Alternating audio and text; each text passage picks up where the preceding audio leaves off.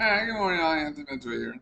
Alright, today we're going to go over chapter 9, the sizzle sells the steak, napkin presentation number 8. It's a little bit later to start today because I was busy with my post-workout meal, or my pre-workout meal, and doing some reading. So let's go over the sizzle sells the steak, napkin presentation number 8 for you. Another title that we sometimes use for this presentation is the blazes. I assume you have been camping. You will notice that if you separate the logs of a campfire, the fire will go out. If you put them back together again, the fire will blaze up. So if you have one log, you have nothing. If you have two logs, you have a flame. Then you put three logs together, you will have a fire. And by the time you put together four logs, you'll have a blaze. People are the same way. The next time you're meeting someone with your sponsor in a restaurant, for example, and you arrive first, notice how much energy there is or isn't around the table. Notice how when your sponsor arrives and there are two of you, how there is much more energy. The two of you are there to meet with someone, and when they arrive, there is even more energy. When the fourth person arrives, you really got it going. We like to call these blazes or sizzle sessions. Okay. 1, 2, 3, 4. Bam. You got nothing. You got a flame. You got a fire. And you got a blaze. Alright. Your network marketing program is a steak. And everyone knows that the sizzle sells the steak. How to get the sizzle. So you want to get together with your sponsor and share the napkin presentations with one or two of your downline people and get them sizzling and excited about what can happen. A good place to do this is in a restaurant. Pick a time when the restaurant is the least busy around 10 a.m. or 2 p.m. You may want to set up a schedule so your people will know where you'll be at various times during the week. It's as if everyone's out gathering wood for the fire or blaze. If you were to bring people to a sizzle session who are a little bit skeptical of wet logs and introduce them to the blaze, they would dry out and become part of the fire.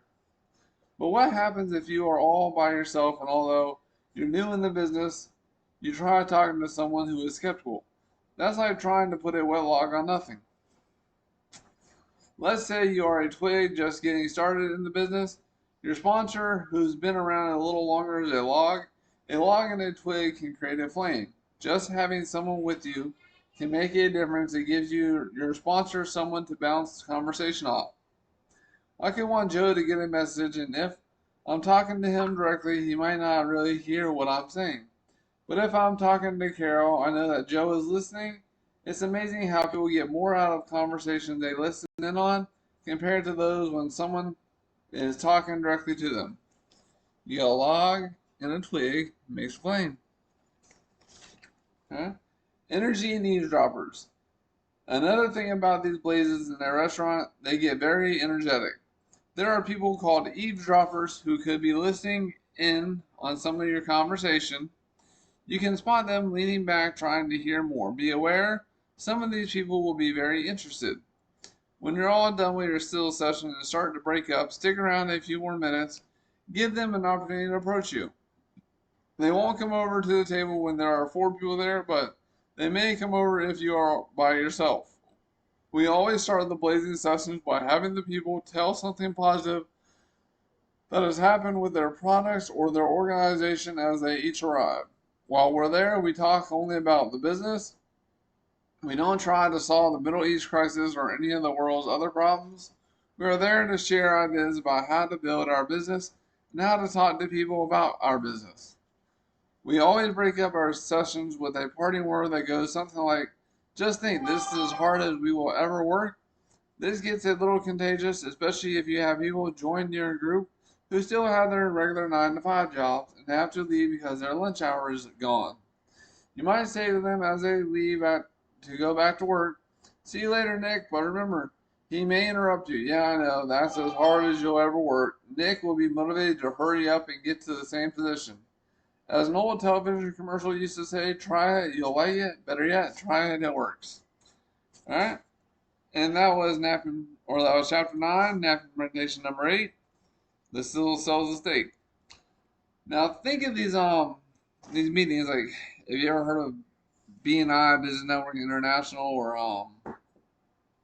well, I would just there's a different one. I can't remember the name right now.